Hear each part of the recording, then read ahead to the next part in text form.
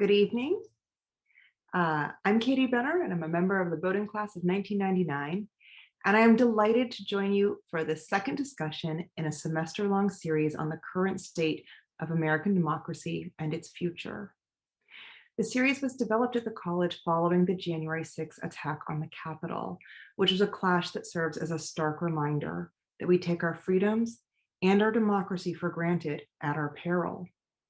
Now, if you missed the first event in the series, a conversation with Yale historian Tim Snyder, it was moderated by Associate Professor of History Paige Herlinger. A recording is available on the Bowdoin website. And our guest this evening is Suzanne Nossel, Chief Executive Officer at PEN America and the author of Dare to Speak, Defending Free Speech for All. Suzanne is a leading voice on issues of free expression and maintaining democratic debate that is open, freewheeling, but at the same time respectful of the rich diversity of backgrounds and opinions in a fast-changing country. Prior to joining PEN America, Suzanne served as the Chief Operating Officer of Human Rights Watch and as Executive Director of Amnesty International USA. She has served in the Obama administration as Deputy Assistant Secretary of State for International Organizations, leading US engagement in the UN and multilateral institutions on human rights issues, and in the Clinton administration as Deputy to the US Ambassador for UN Management and Reform. Our topic tonight is speech, the internet, and democracy. So please join me in welcoming Suzanne. We are so appreciative to have you here. I'm sure a lot of us were following the CPAC coverage of the past couple of days, so I feel like what you have to say could not be more important. Thank you so much for being here.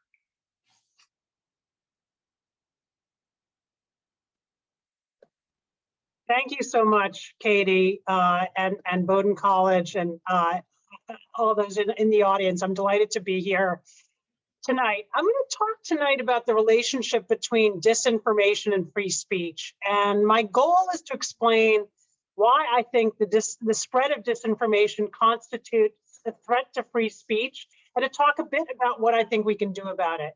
I know there's a special focus with this series on the January 6th riots at the Capitol, so I'll cover that as well. What I'm looking forward to most tonight are your questions and comments. My book, Dare to Speak, Defending Free Speech for All, aims to make the case to a rising generation of young people like you, that the goal of a more equal, inclusive, and anti-racist campus, community, and society both can and must be reconciled with robust protections for free speech. So I'm hoping we'll get a chance to talk a bit about the harms of speech, whether and when offensive speech should be punished, cancel culture, and questions like that during the exchange. But to begin with, I'm going to posit that for better or for worse, disinformation is free speech. In this sense, the First Amendment prevents the government from enacting bans on lying, speaking out while concealing your identity, or even most political dirty tricks. So this means that much of what we now think of as disinformation, conspiracy theories, innuendo, and even false claims about election results is constitutionally protected. Our government, our Congress is not empowered to ban or punish it. That means that, and some have even suggested that when they flag, delete, or downgrade disinformation, social media platforms like Facebook and Twitter are betraying free speech principles. So that's what it says on the face of the law. But if we consider a level deeper why free speech is fundamental to democracy, it's clear that rampant disinformation imperils the values and civic benefits that the First Amendment is intended to uphold. So even though disinformation is constitutionally protected, the fate of free speech and open discourse, and even maybe of democracy itself, hinge on our ability to get it under control. So the Constitution protects free speech against government intrusion for a slew of reasons. Principal among them is the idea that free speech enables an unconstrained search for truth. The 19th century philosopher John Stuart Mill went further, arguing that free speech is essential for public debate, for the improvement of society, for individual self-realization, and for creative and artistic expression. Mill's premise was that wrong and harmful views would be discarded amid freewheeling debate, withering as their flaws were exposed through robust argument and give and take. In 1919, Justice Oliver Wendell Holmes called this notion the free trade in ideas. And his conception helped launch the modern understanding of free speech. He wrote that the best test of truth is the power of the thought to get itself accepted in the competition of the market. Other theorists have since put forward ideas of free speech as a safety valve to prevent resort to violence. If you can talk it out, you're less likely to come to blows. Some have documented that free speech is a catalyst for scientific progress, for innovation, and for economic prosperity. US courts have drawn on all these rationales in the First Amendment jurisprudence of the last century. But for free speech to drive forward these societal gains, it's not enough to simply be able to say what you please without fear of government interference. Advances toward truth and progress depend on being able to convince others of a valid point, not just to shout out into the wind, to the ability to rebut wrong-headed theories, to help other citizens distinguish between fact and falsehood. The value of free speech, as described by Mill, Holmes, and others, implies the ability to persuade, to galvanize, to seek truth alongside others, to bring about new shared understandings, and to collectively shape communities. But if people believe that the information they receive is as likely fake as true, if they expect not to be believed even when they speak honestly, or if they anticipate being dismissed by anyone not already predisposed to agree with them, they may see no point in speaking or listening at all. In that scenario, free speech wanes in value. If you don't think anyone's going to believe you, why speak up? Seen this way, free speech in the United States is in big trouble. Our discourse is fractured. If the topics of daily headline news coverage in Fox News and MSNBC were plotted on a Venn diagram, there'd be almost no overlap. The bazaar of ideas fails when most Americans get their news from sequestered corners populated by the like-minded. Justice Louis Brandeis posited that the best remedy for falsehoods and fallacies was simply more speech. But when that counter speech cannot penetrate the echo chambers where spurious ideas thrive, its potency evaporates. As much as anyone, Donald Trump exacerbated this problem. Through his cries of fake news and calling the media the enemy of the American people, he worked systematically to discredit journalism and exhort his followers to disbelieve credible sources. This was a methodical effort that began with his 2016 campaign when he needled and ridiculed reporters from important outlets like CNN, the New York Times, and Univision. I believe he knew back then that there would come a time in the future when he wanted to put forward a big lie, something the mainstream media would call out. Maybe it would be a call to cancel the election, or, as it turned out, a false claim about the election result being invalid. Once that time came, Trump wanted to ensure that his base of avid supporters would not believe what they read and heard, that they would trust only him and the media outlets to which he pointed them. So he spent years laying the groundwork for that moment. He pounded away at the foundation of fact-based discourse underneath his voters' feet.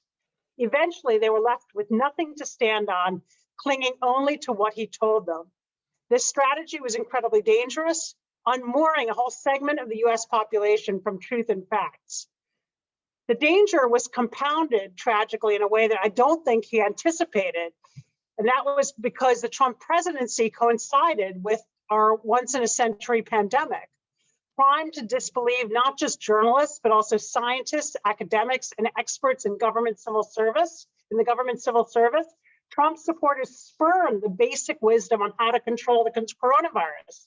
He instilled in them a disdain for masks and other basic health precautions to the point where it didn't matter what the health leaders said.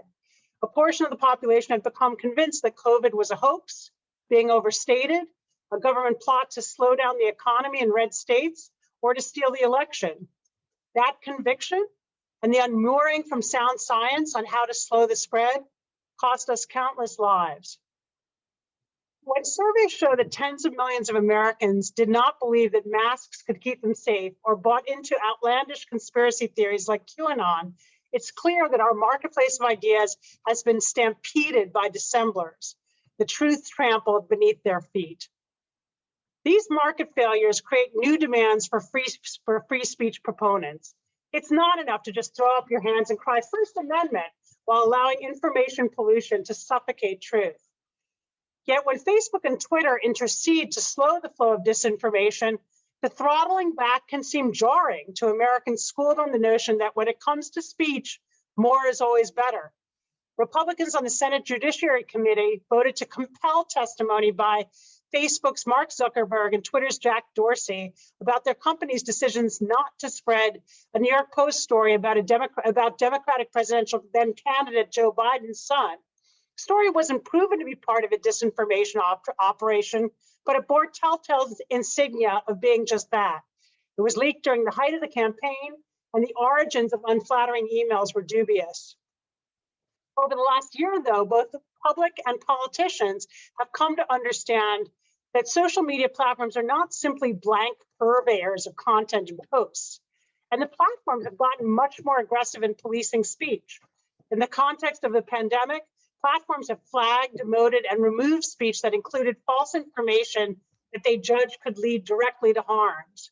For example, inaccurate information about treatment or cures, or claims that children don't get COVID at all. They've also elevated accurate and reliable sources of data and guidance, such as the World Health Organization or CDC websites. Nowadays, if you put in anything COVID-related on Twitter and Facebook, those sites pop up to the top of your feed. The system seems to actually have worked reasonably well. While COVID-related quackery and conspiracy theories have not disappeared from the internet, there are signs that their spread is under better control. But when it comes to politics, it's more complicated. Sites did get more aggressive in removing false information about voting, claims that you could vote online, or false details about the hours for polling stations. But when it comes to political claims, the boundary lines in terms of what speech should be stricken are not always clear-cut. There's a long tradition in politics of casting your opponent in a negative light. That's just robust knockdown campaigning. Is a video that strings together gaffes, bloopers, or stumbles disinformation, or just fair game in a heated political debate? What if the video is manipulated to make a contender sound drunk or incoherent? Does that cross the line? Is there room for parody gifts that make a politician look foolish? Who decides, and should it matter who the politician is or what she stands for? When it comes to efforts to ban or punish political speech by our government, the First Amendment faces the highest level of scrutiny. Courts have taken the view that political speech is at the heart of what must be protected within our discourse: the right to challenge authorities, to stand for office, and to debate matters of public policy. Courts are particularly resistant to attempts to limit political speech based on viewpoint. In other words, based on the content of the opinions being expressed as justification for a ban. That's why forms of hateful speech like Holocaust denial or xenophobic sentiment that are unlawful in other Western countries like Germany are permitted here in the US.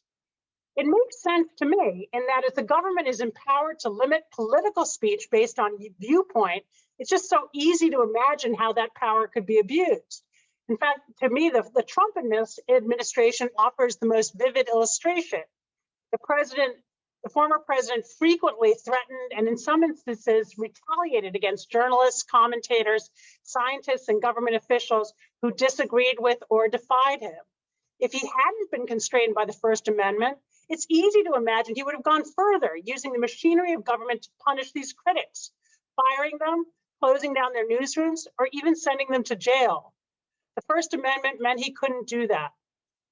While the First Amendment doesn't apply to private platforms, the logic behind its protections for free speech are a reminder that giving Silicon Valley unfettered discretion to police our politics could pose its own problems. Let's face it, the platforms have their own ideological biases. They rely heavily on artificial intelligence and machine learning, which can make mistakes.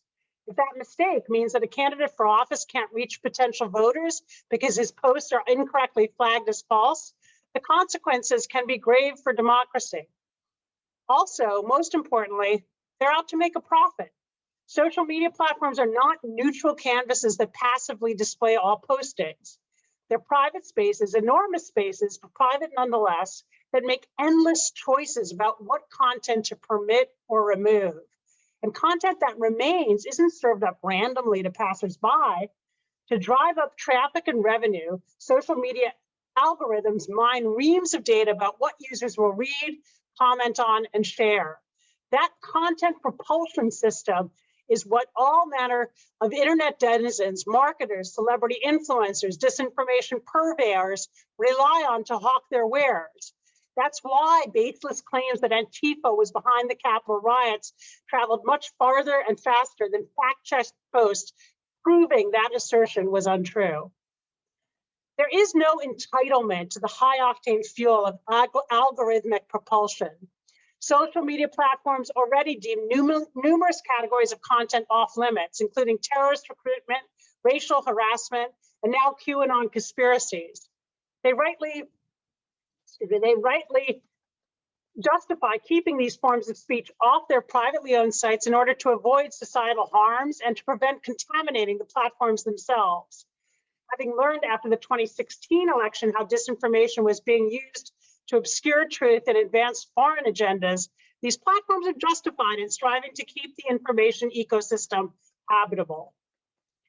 The underlying concern of Republican lawmakers targeting Facebook and Twitter is that the platforms are censoring conservative viewpoints.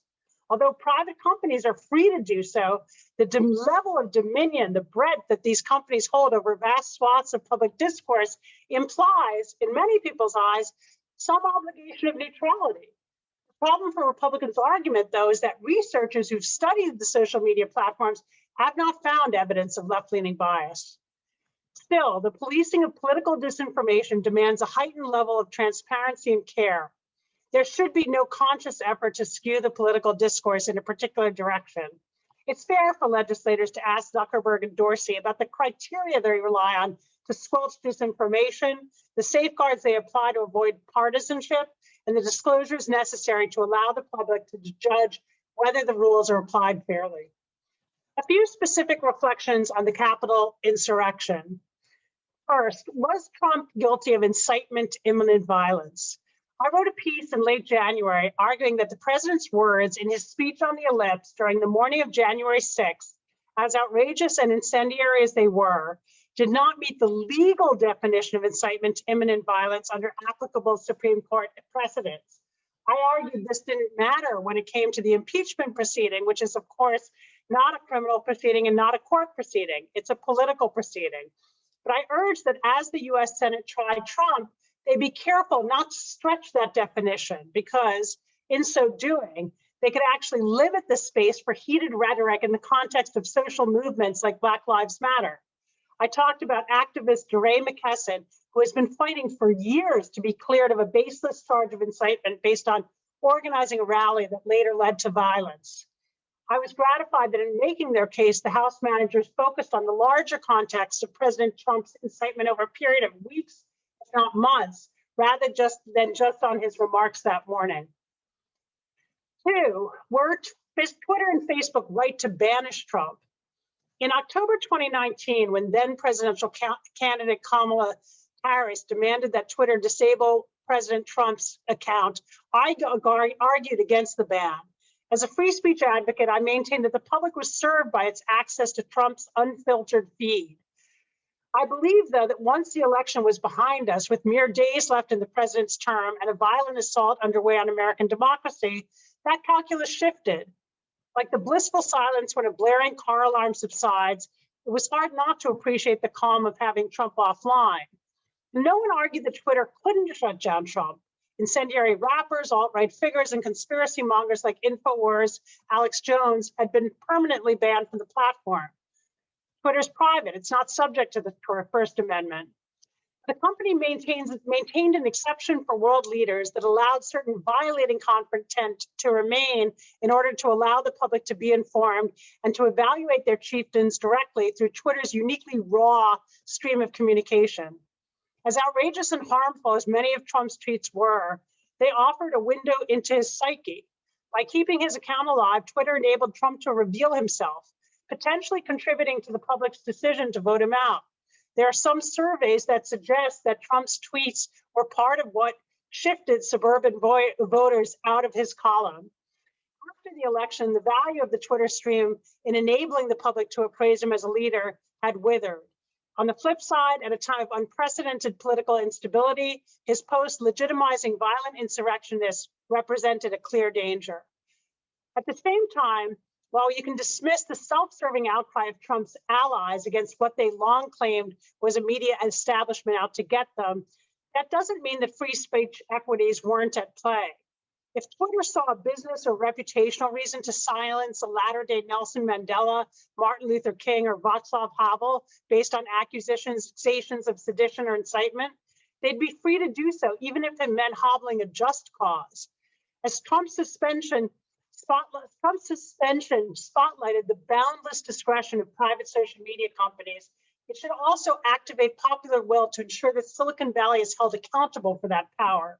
While our political leaders are held accountable at the ballot box, social media companies rise and fall in the realm of reputation. Consumers, advertisers, and civil society watchdogs are prime sources of leverage to force companies to behave responsibly. The political crisis of January 6th prompted a re-examination of the duties of office holders and citizens. Reckoning with the power of online platforms to shut down a president ought to make us all think more deeply about how dominion over the digital space is and should be wielded. Finally, what can be done about the rampant spread of disinformation? The experience of COVID illustrates that a lot can be done to tame the spread of disinformation online if platforms are willing to do it. Algorithms can be reprogrammed so that the work of credible fact-checking organizations and reliable news outlets is elevated. Platforms could pay for news that people share on their services so that local journalism outlets can continue to fund reporters who work to get the facts. This has been the focus of the controversy in recent weeks between Facebook and the government of Australia. At PEN America, we're convinced that as important as a good offense against disinformation is a powerful defense. We've done trainings all over the country on how to spot, check, and stop the spread of disinformation. Congress should push big tech to do more to educate and empower users to navigate their sites smartly. We've realized that in order to reach those most vulnerable to disinformation, it's critical to equip people to talk to friends and family about it. It sounds silly, but that is the only way a lot of these people are going to be reached. We're also reaching out directly to communities that we know are heavily targeted, including Black and Latino communities, immigrant communities, and veterans. We've learned one thing over the last few years, is that the threat of disinformation is protean. It changes form. 4 years ago, it was Russia. Now it's QAnon and Parler. We need every American to be taught in school the skills necessary to navigate the ocean of information that they will swim in online. The January 6th riots and the lingering aftermath of festering falsehoods represent a grave threat to our discourse and our democracy. As we set about to build back a better society, fixing our broken information ecosystem is an essential part of the job. Thank you. Suzanne, thank you so much for those remarks. They were fantastic and a lot to think about. We have questions coming in, and unsurprisingly, several of the questions do look at the internet and the impact that social media companies have had on free speech. So I wanted to start actually with a comment that Bill Fickett made. Basically, Yes, that Bill Fickett made, saying, this idea of fake news or the idea of information that was slanted, that was not impartial, is not new. And he points to the 1990s, where it felt like CNN was extraordinarily in favor of the administration, the Clinton administration, versus Fox, which might have been giving people a more fair picture of what was going on. Obviously things have changed since the 90s, but that this was certainly a view in the 90s. One thing that you mentioned, though, was what technology does to the marketplace of ideas, how it really warps them. And I wonder if that is something we could apply to Bill's statement. So in the 1990s, we had 3 big networks. We had just a handful of cable networks, really just CNN, Fox, and maybe a couple of others. I don't know if MSNBC existed at that point in time. And there was a lot of control the editors and these television stations had over what we saw and heard. So there was the idea that we couldn't be in a bubble, where we couldn't be in a silo of ideas. So I'm wondering if you can talk about how technology has changed what Bill has pointed out very much. I mean, I've heard this before. This is not the first time somebody is pointing this out. What Bill has pointed out about the idea of fake news, which is what we're calling it now, or just slanted news, overly slanted news being an issue for a long time. How has technology changed what we saw in the 90s versus what we see today? Yeah, look, it's absolutely not a new issue. In fact, the Penn Charter that's for Penn America and all of the Penn organizations around the globe commits us to fight against what is called mendacious publication, which is basically publication for personal or pecuniary gain. It's fake news, and that dates back to 1948. So it's not a new concept. And in fact, one thing I've learned sort of looking a bit at the news ecosystem is that, in the early rise of newspapers, they were funded by wealthy businessmen, by robber barons, by people with a particular political agenda who wanted to influence voting and the policy discussion. And the idea of objective fact-based news, came only later, once advertising really kicked into gear, and kind of after the Industrial Revolution, when you had all these companies that wanted to reach people in their homes with their products, whether it was real estate classified ads or automobile ads or big display ads from department stores.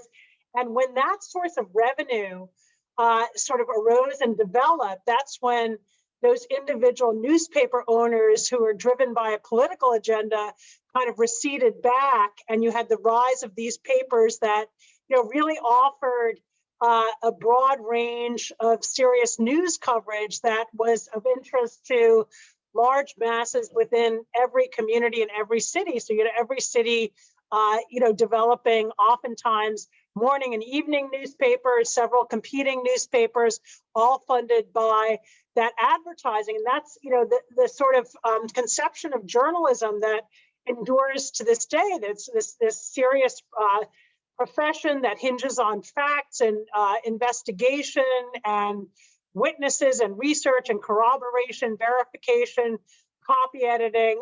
All of that sort of grew up during that period. And so what I've learned is that it's not an absolute. It definitely can go away, and that's what we're seeing and experiencing now. Another element of what has changed is the overthrow of the fairness doctrine. The fairness doctrine, it only applied to broadcast on television and radio, but it basically was a precept that held that those companies that had access to broadcast spectrum had an obligation to, if they were giving political time to a political issue, to give equal time to the other side.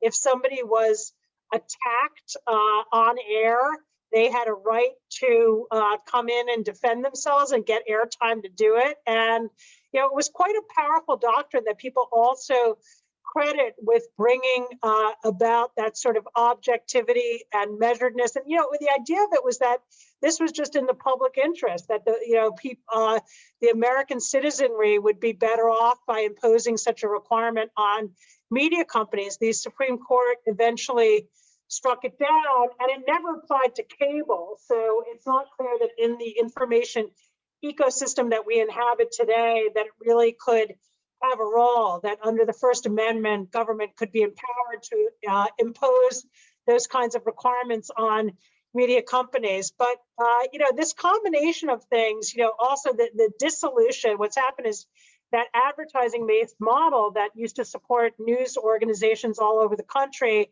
has collapsed with the migration of those dollars to the internet, where they're deployed in very different ways. And as you say, very often fuel these small, very ideologically driven little estuaries where people are really talking exclusively to the. I want to stop you there because that leads us into several. We have many questions coming in, and we have about 30 minutes left. So I do want to get to as many of them as possible. Right, I'll try to be quicker. And you were moving toward a topic that's come up in several questions. Shorthanded is section 230, but one thing that people have asked again and again is, if we have these social media companies basically elevating news, if we have them being conduits of news, and if we have them actually like spreading news that isn't news but just looks like news, right? Fake news websites that we saw a lot in 2016. What is the responsibility of the technology companies? You talked about the fairness doctrine that sort of left cable news suddenly out of this larger principle of media having a special role in society, thus needing to have special responsibilities. With great power comes great responsibility, of course. And now we have technology companies, which in so many ways have even usurped the broad platform of television and radio. So one, do you think that Facebook's Global Content Review Board goes far enough to provide that sort of editorial review? That's something that Adam asked. And then what several people have asked is, how much should the technology companies themselves be treated as media companies and regulated as such? Yeah, sure. Well, I'll start with the Facebook Oversight Board. I think it's a pretty promising development. I mean, basically what they're trying to do is take content moderation and the most sensitive decisions of content moderation out of the hands of these Silicon Valley executives and content moderators, in farms around the world, and put them in the hands of experts in a whole range of relevant discipline, lawyers, technologists, social scientists.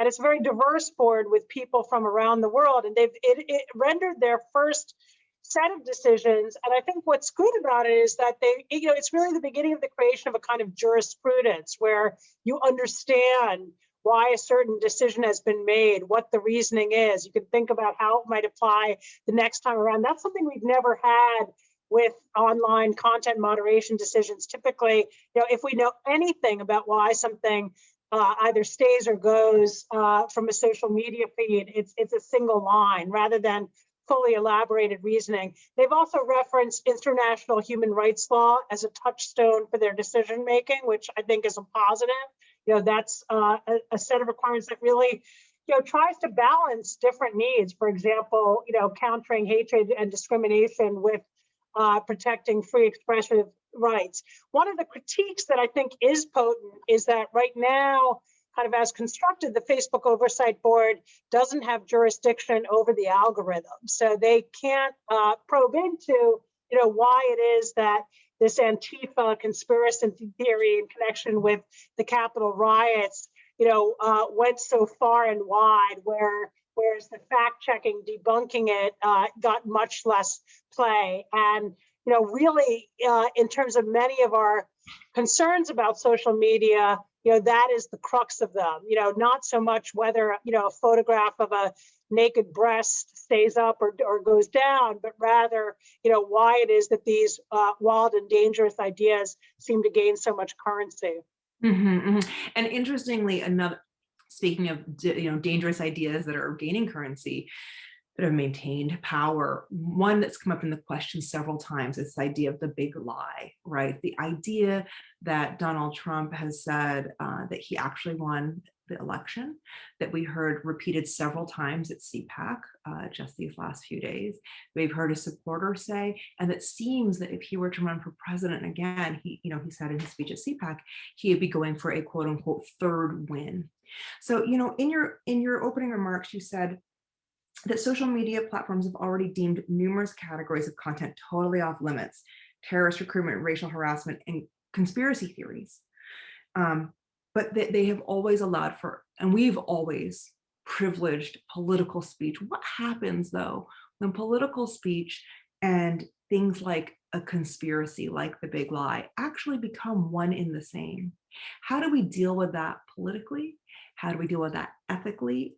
And then maybe, if you can, how we deal with it on the tech platforms, but certainly how do we deal with that politically and ethically when political speech and this more dangerous speech actually become the same thing, which is what we've seen happen in recent days.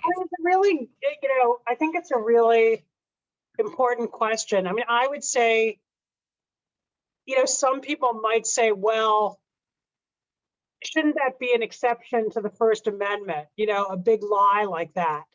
Shouldn't we have some ability to, muzzle, to, whether it's, just to shut down, let's say for government to order the shutting down of a politician's social media feed if they are spewing a big lie that's dangerous to democracy.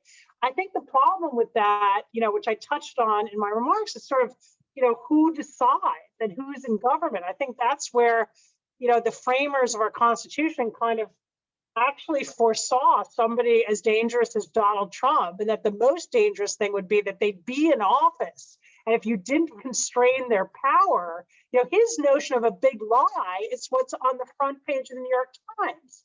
I mean, that is, it is completely inverted. But he was absolutely impassioned about it. He spent 4 years ranting about, lies and falsehoods that were actually, truths and facts, but that he called the opposite, and he convinced his support base they were the opposite. And so, I would not favor sort of paring back our legal protections for political speech in order to kind of accommodate a big lie exception.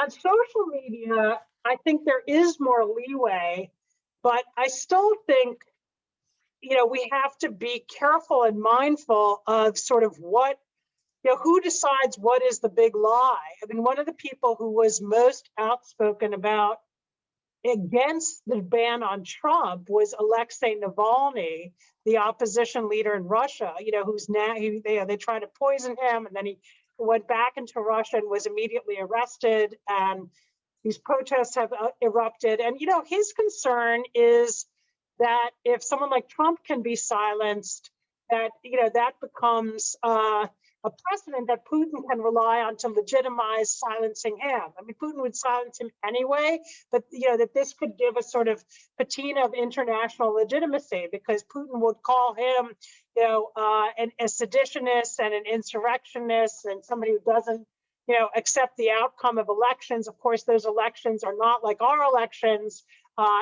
free and fair, with only, minor flaws. They're profoundly flawed, and yet, you could see how that argument would be made. So, I think the social media platforms have definitely taken steps to try to sort of disable this big lie. Than what you saw with, sort of the stripping back of support for Parler and Amazon withdrawing its servers from Parler. I think there is an effort to try to tamp down on the big lie. I think that a question that I have is, really what's happening under the shroud of the algorithms, because I think these incendiary claims traffic so potently through the platforms, and they get so much play and they drive so much ad revenue, that I think it creates a perverse incentive. And I think we really don't know how far these measures that the platforms are taking really go, when it comes to expunging this content. For example, they rely heavily on users reporting something that may be, violate one of Facebook or Twitter's rules. But at least in Facebook, where you have private groups and you can be speaking only to the like-minded, nobody's ever going to report it. And that's where a lot of the most dangerous ideas incubate. Great. Thank you so much.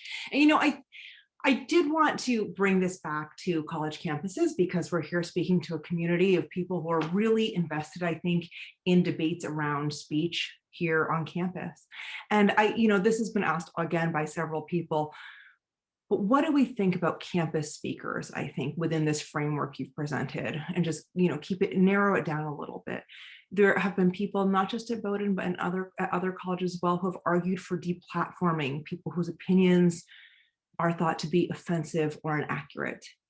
There are other people who've argued that such views need to be defeated by debate, or, in your telling, to be put into the marketplace of ideas to see who can best convince the public, and that ignoring them is not only dangerous, but it's antithetical to what we think of as the classical liberal, of liberalism. and the stance that you began with. So, what do you think about how we treat speech on campus, including the people we're bringing to campus to speak? Yeah. So at Penn America, which is the organization that I run, which has a mission to both celebrate and defend free expression, we have had a program that is focused on free speech on college campuses that we started about 5 or 6 years ago in response to some of these major incidents at Yale, at the University of Missouri, at Middlebury, where we became concerned that students were growing alienated from the very idea of free speech because they saw it as a smokescreen for hatred. And very often, the only time they heard the First Amendment or free speech invoked, it was to protect somebody whose views were incendiary or hateful. And so, as a free speech organization, that sort of worried us. We felt like, if we lose this whole generation and they become convinced that this principle is inimical to the goals that they're trying to advance in terms of a more equal, inclusive, and socially just society, free speech is going to be in big trouble. And so we've actually spent a lot of time analyzing those issues, and that's a big focus of my book. On the specific question that you raise in terms of platforming and deplatforming, basically what we say is, most campuses, and I think this is true of Bowdoin, take a very liberal approach to who can be invited to campus to speak. And any department or student organization, for the most part, is free to, book a room and invite a speaker and host an event. And I think there's something very powerful about that. It's a great part of the college experience. You can hear from all kinds of voices, and it's open and freewheeling. So we support that. What we say, though, is there's no obligation to give a platform to somebody who has, views you disagree with, that you find objectionable, that you think are hurtful or harmful to others. There's no obligation to do so. But we do think that when such an invitation is properly issued, like say, the campus Democrats or the campus Republicans or the campus Socialists or the campus Federalists, if they have the authority to invite someone and they do make that invitation, we think the administration of the university should be very hesitant and only under the rarest of circumstances to override that judgment and insist that the invitation be withdrawn.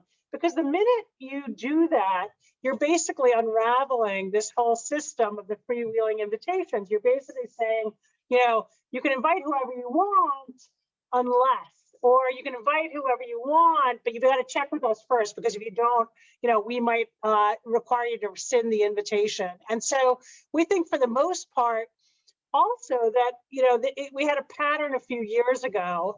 This has subsided now, gratifyingly, and probably subsided completely, given that there are no on-campus lectures. But there was this pattern of these provocateurs, white supremacists, trying to seek out these invitations to campuses for the purpose of being shut down and being deplatformed so that they could file a lawsuit and go back to their supporters and say that their First Amendment rights were violated, and accuse the University of California at Berkeley or the University of Florida of being censorious. And it was sort of an opportunity to grandstand. And we told universities to resist that, and that it was better, they were better off letting the person come to speak, allowing counter protesters, making clear that the values of the university were violated by the message of the speech. And we found that once they began to do that, this kind of pattern of the provocateurs fishing for these invitations began to subside.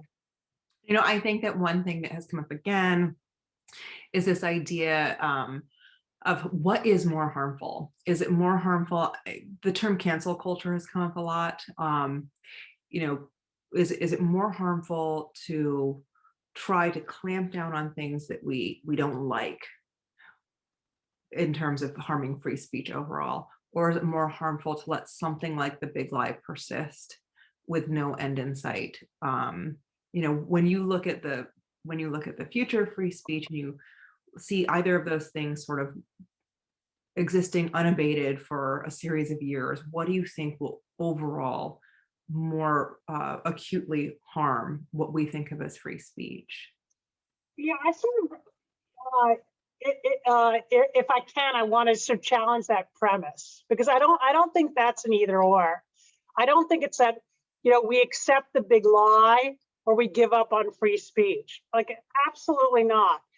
We have to rebut the big lie with everything we have. We have to expose it. We have to prosecute, when it culminates in crimes like the Capitol insurrection, we have to prosecute those crimes. We have to investigate, and lay bare how that came about. We have to, in art and literature, explicate the falsehood and make it dramatic and tell stories about it. We have to, in school, educate people about the truth, and offer them a grounding in basic civics so they understand how an election works and why the result came out the way it did. So I think we have to absolutely bear down, with all the might we have, to rebut and refute and dismantle the big lie. I don't think the answer is, having the Biden administration jail people who promulgate it, because I think if we allowed that, we would have had the Trump administration jailing, the editors of the New York Times. Fair. I think there was a question that came in that I thought was really interesting. The only person who's asked this is a student. And with the borderless internet, we are seeing non-domestic actors influencing American discourse. And so the student wonders, was the framework for free speech as developed by American jurisprudence fit to the task to apply to things like that, to these cases where, for example, foreign non-domestic actors are influencing American discourse? Are we moving toward a type of internationalization of what we think of as free speech? Will that be necessary in order to deal with free speech going forward on a borderless internet? Yeah, look, free speech principles are enshrined in international law, under the Universal Declaration of Human Rights and the International Covenant on Civil and Political Rights. There are these foundational precepts of free expression that are bedrock to what those instruments protect. And so, and that was one of the things that was most powerful. I think you mentioned in passing in my bio that I'd worked at the UN. And one of the most powerful things about the UN is that they got a lot of these really vital principles, not just freedom of expression, but things like free, the rejection of torture, women's rights, children's rights, all sorts of other liberties and protections to be recognized as universal. So they're not just, made in America to operate within our borders, but they're universal. Now, of course, that's sort of on paper, it's not necessarily in reality. And there are differences even amongst democracies. I touched on this when I talked about Holocaust denial. There are differences between the way free speech is interpreted, in the US versus Canada, Australia, Europe, and other countries, even other democracies, Japan, Korea, close allies of the United States. And we, under the First Amendment, have the most protective standard for speech in the world. So, forms of speech like Holocaust denial or xenophobic speech, other forms of bigotry, can be banned in many other democracies and can't be banned here. Now, that's a big subject of debate. A lot of times people think, well, wouldn't it be better if we use the kind of Canadian or the German approach? But what we find is it doesn't actually make the sentiments go away. And the rates of, for example, I looked at statistics on anti-Semitic hate crimes in Germany and the United States, and they have risen over the last year in almost exactly the same percentage, notwithstanding the ban on Holocaust denial in Germany. And the purpose of that ban is to try to tamp down on anti-Semitic sentiment. So it's not clear that it works. Of course, there are many other countries, Russia, Iran, China, where they are signatory to these international instruments, but they've never really implemented them in the way that they are in the West. I wouldn't say the West or the United States implements them perfectly. There are problems in every jurisdiction, but they're much more grave in these authoritarian countries. But the next frontier is really about the internet and whether the rules of the internet should be completely globalized, how much control individual governments should have over, internet traffic and content, within their own borders.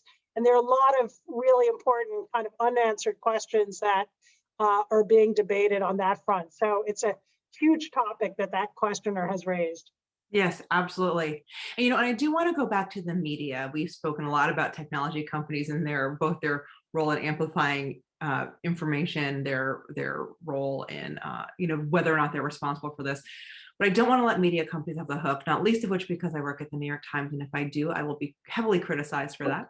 And I don't want to be biased. Different people have brought up the media again and again because, as we've seen, especially under the Trump administration, I think it is safe to say that there were on cable news and other places we saw.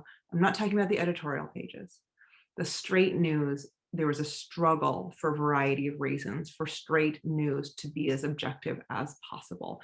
Part of it was, to your point, the personal attacks we saw in the newsroom, in the White House briefing room, and in the former president's own interactions with reporters.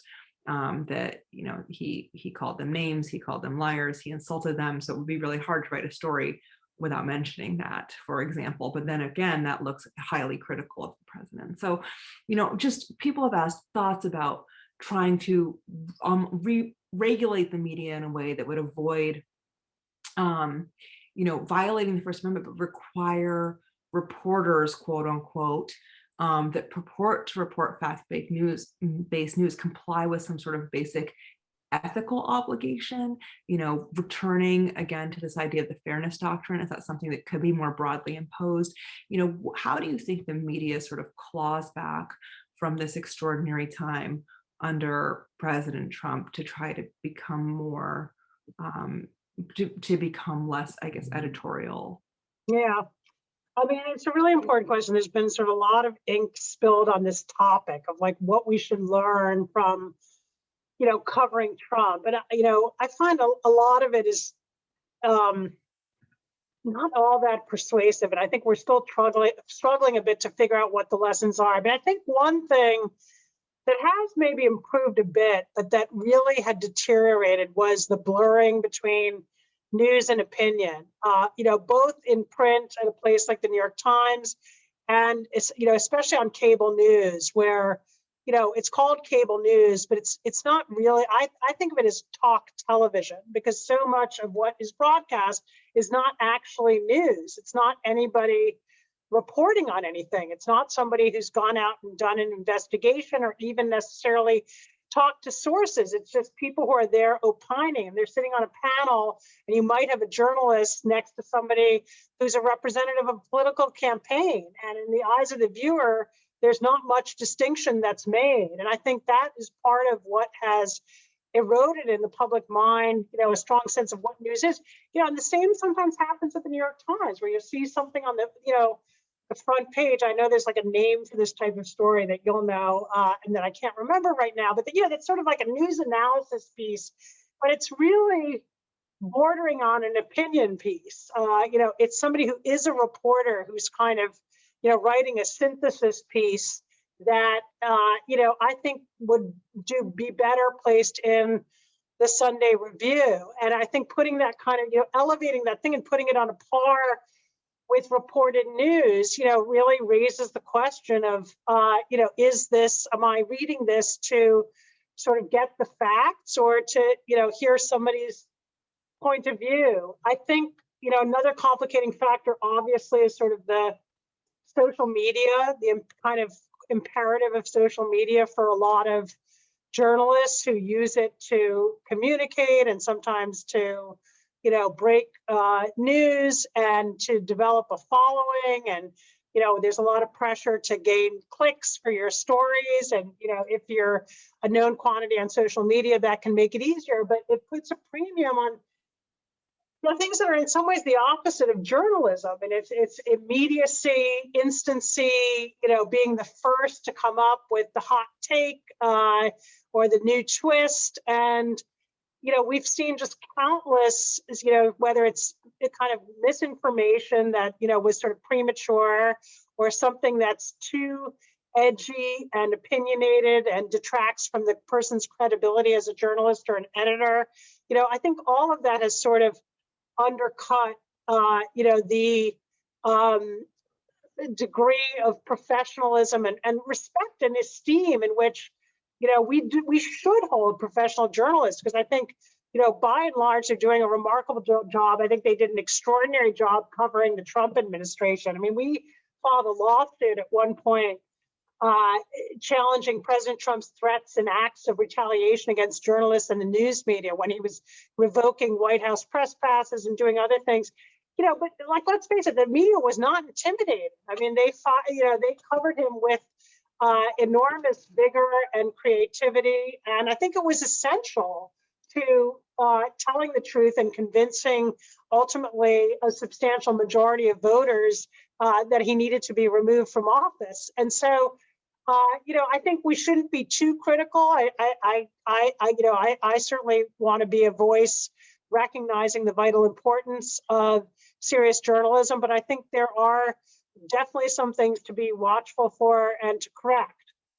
And I think what I want to do is say that with all the questions that have been asked and that you've answered so well, we're looking at all these different facets that really come back again and again to why the First Amendment has been both the underpinning of what has made American democracy so successful, and why the threat to it today is part and parcel with this idea that democracy itself is on shakier ground than it's been in a while. And so I think that one of the questions that also came in from Laura, do you believe, as some scholars and pundits have suggested before, that we've entered a post-truth world in which multiple interpretations of the same event, truth or fact, can exist and do exist? And if so, what are your recommendations for seeking and promoting truth in this time? And then I'd like to add to this, can you have a functioning, free, vibrant democracy and a post-truth world at the same time? I don't think we're in a post-truth world, in the sense that, even with the ways in which social media has turbocharged false information and made it easier to reach an audience and to galvanize people in really destructive ways, I still think that, we're grappling with these fundamental forces that, the first questioner who raised the point that fake news is not new, the concern that Penn's founders had with the problem of mendacious publication back in 1948. I think we've always had contestation between truth and those who have an agenda to promote falsehoods, and that I worry that by talking about a post-truth society, we undercut the idea that there is a truth. And I think, obviously there are different kinds of truth. There's sort of a basic factual truth. What time is it? What is the weather? Is COVID contagious? Does mask wearing work? And then there are much more debatable propositions. Is cancel culture a good idea? Is it beneficial or not? That's something that you can debate, that I don't think is subject to the same kind of factual determination. And I think it's our job as sort of educated people who care about the role of truth and having a reasoned discourse where we can debate issues, where we can formulate and implement sound policies. It's our role to be standard bearers for the truth and for open discourse. I talk a lot in the book about how I think we can do that, I think part of it is recognizing the harms of speech and fighting against them actively. I think that's part of the role of a free speech defender. I think part of the role of a free speech defender is to elevate and amplify lesser heard voices and recognize that the playing field for free speech is not level or even, and that it is our job to dismantle barriers, because if people are excluded from our discourse, that hurts the market. It's a less robust market. Free speech works less efficiently and well as a catalyst to truth if there are people who are left out and shut out. And so I think there's a lot we can do to promote the truth and facts, and that we need to sort of take that on and not resign ourselves to the idea that sort of the cause has been lost. Got it. A lot of questions have come in. This probably is not surprising to you. I'm sure you are asked this all the time. You touched on it a little bit in your opening statement. A lot of questions. How do I deal with the neighbor who purveys misinformation, disinformation repeatedly, the family member? I'll just sort of go through them in turn, but as you'll see a theme emerging. How do we get people to listen again? As a trial lawyer, I talk to people and I keep an open mind, and then you listen to things that might be difficult, but you just need to hear it. How do you do that with an entire country? I'll just say a lot of questions coming in.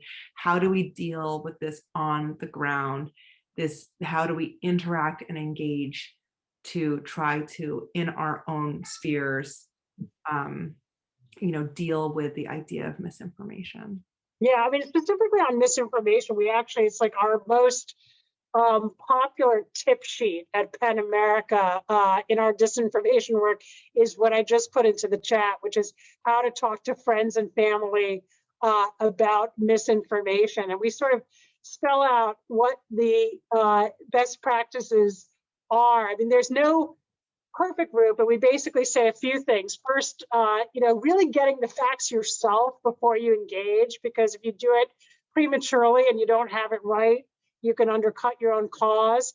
Really thinking carefully about what your relationship is with this person. What is the setting in which you can confront it? How do you do so in a way that's not going to put people on the defensive or cause them to dig in deeper? Avoiding shaming. Shaming can contribute to people just retreating even more determinedly to their silos. Considering why they are sharing and indulging in misinformation. Is it some insecurity or anxiety or something in their background that may make them predisposed to it? And can you, by acknowledging that, sort of break the spell? And then finally, sort of how to avoid escalation, how to avoid getting into a really nasty confrontation about some of these issues. So we give some kind of practical advice about how to confront those questions with people that are close to you. Great. And, I think this is interesting. Joe writes, since 1776, we've shared a common set of civic ideals and values. Since 1776, have the residents of the colonies and the US ever shared a common set of civic ideals and values? And if so, do we now share a set of civic values? Is there hope to achieve such a thing? Or is the United States a failed experiment in a democratic form of government? Joe, I'm really hoping that the latter isn't true, but I do think this idea, though, how shared have our values been historically? I think that, the history books are very clean. It's a very smooth narrative, but what is the reality like? Yeah, I think it's much more complicated. I mean, obviously we know that, when the Constitution was framed, Black people were slaves. They were considered 3/5 of the person. Women were left out. You had poor people and indentured servants who were left out of all races. And so, it's never been a common, this sort of idealistic notion of a single common civic identity in which everybody had a part to play, I think was never quite the reality. I think what we're struggling for now is trying to bring about a more equal society where we're really confronting some of those incredibly stubborn legacies of bigotry and exclusion on the basis of race and religion and immigration status and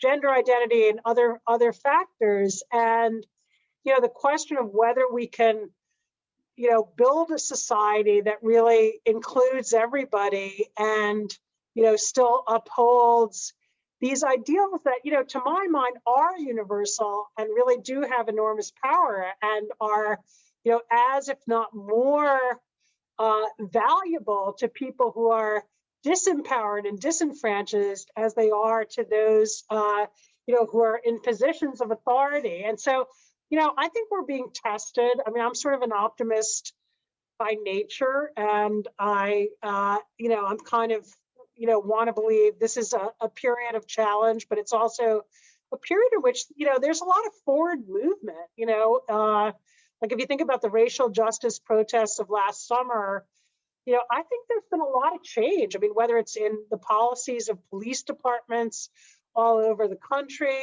or what the new administration looks like and who's coming into cabinet positions and important roles throughout the ranks of the bureaucracy in Washington. A lot of change and forward movement has been catalyzed by people using their voice, stepping out into the streets, exercising their rights of freedom of assembly. And so, I see a lot of consonance between, this forward movement toward a more equal and inclusive society and the importance of free speech in, making those struggles possible. Mm-hmm, mm-hmm. And I think, Matt asked, he also wanted sort of a slightly nearer historical question, saying very much appreciative of your emphasis on social media and the Trump administration, but very curious about the sort of decades-long, very well documented effort by several entities to sow doubt and undermine confidence in a variety of issues: climate change, vaccine efficacy, even before social media, policing, and other really controversial topics, or topics that where you see a lot of fissures. And how have prior efforts to warp the fabric of discourse distorted the terrain on which Americans can and are debating principles of free speech today? But also, I'd like to add, in those past, disinformation campaigns, were there things that were successful there that we could draw from today? In terms of combating misinformation.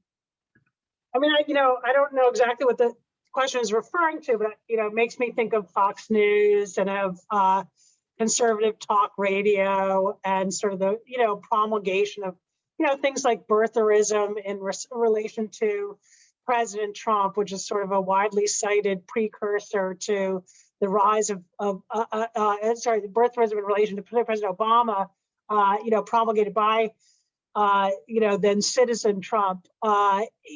So, I think, and on the radio, at least, it was sort of the demise of the fairness doctrine that gave rise to those talk radio empires and people like Rush Limbaugh. If everything he said, had to be rebutted by somebody given equal time, it would have been a really different proposition. So, I think we sort of need to think about whether there's any kind of equivalent like that could be resurrected. I don't think it's going to be easy, especially not with this Supreme Court. I'm not sure, honestly, how realistic it is.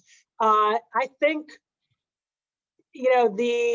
what we've seen is sort of Fox News now spawning, even further, even more unmoored television outlets, and in a sense, it's sort of, even if they are reined in, and they did. I mean, it's interesting. We at Penn did a campaign ahead of the election called "What to Expect When You're Electing," and it was about disinformation. It was really about trying to ensure that the public and the media had really thought through all the ways in which the 2020 election was going to be so unique because of the pandemic, and that